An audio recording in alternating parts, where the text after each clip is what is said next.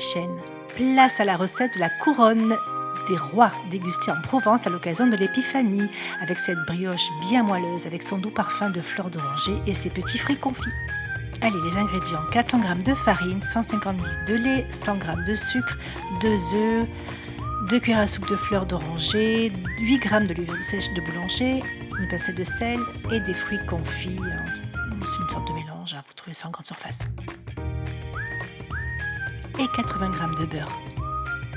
Dans le lait tiède, attention de ne pas dépasser 50 degrés, sinon ça annulerait les effets de la levure. Vous mélangez et vous laissez reposer 10 minutes. Vous pouvez aussi utiliser la levure fraîche de boulanger, à ce moment-là vous en mettrez 20 g.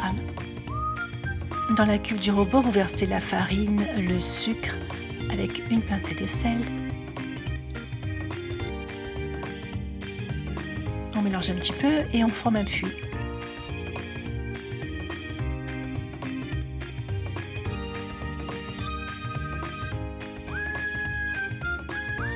On y verse le mélange lait-levure, puis les œufs,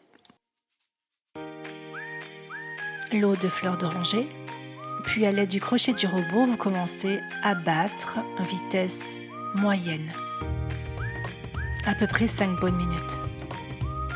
Il faut que la pâte se décolle des parois du robot.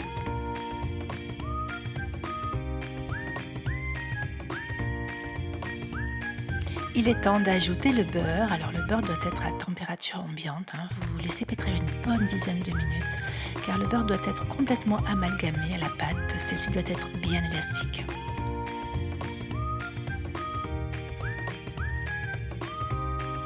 Puis vous le disposez dans un saladier en forme de boule que vous recouvrirez d'un papier cellophane et vous y faites des petits trous. Laissez pousser la pâte pendant 2 heures dans un endroit à 25 degrés.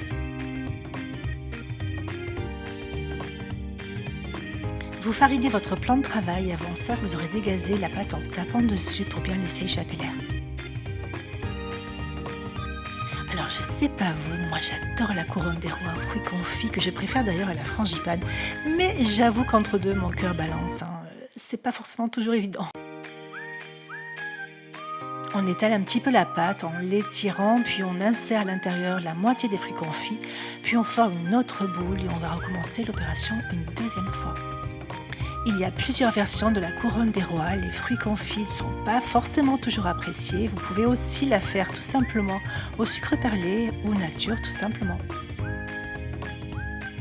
Et vous êtes plutôt couronne des rois ou frangipane?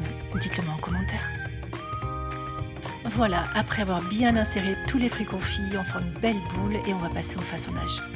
Au centre de la boule, vous creusez un trou assez large que vous allez au fur et à mesure étirer pour former une couronne. Ah oui, et abonnez-vous si ce n'est pas déjà fait, likez la vidéo si vous avez aimé. Au passage, merci de me soutenir, partagez, commentez et activez la petite cloche.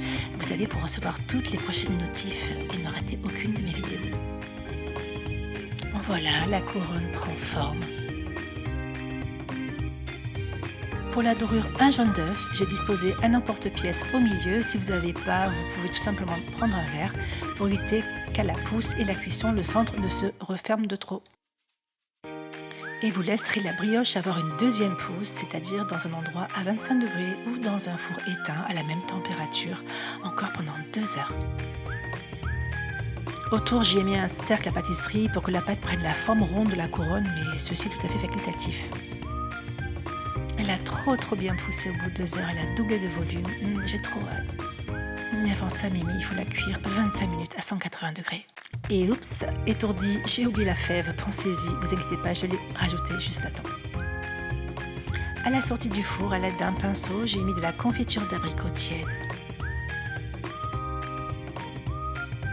Et laissez libre cours à votre imagination pour la présentation avec le sucre perlé. J'ai voulu innover un petit peu et proposer une autre façon de décorer sa couronne. Sans oublier les fruits confits.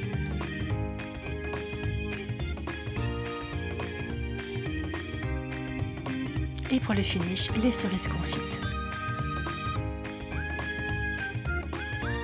Et voilà pour vous la team couronne des rois briochés. Cette recette purement provençale vient du sud. Et côté nord, c'est plutôt la frangipane. Chacun le sien. À bientôt les amis.